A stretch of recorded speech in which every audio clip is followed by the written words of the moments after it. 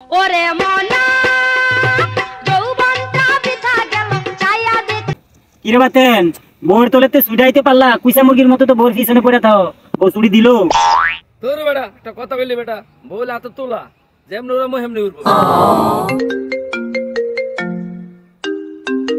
হাট ফোন দিছস কে?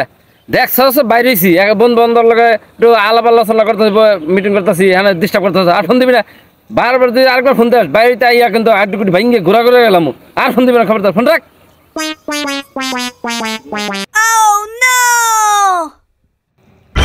কিরে বাতেন কেমনে কি?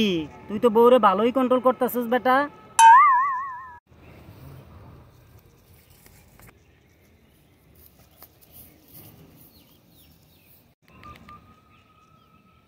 ও তুমি রাগ করছো?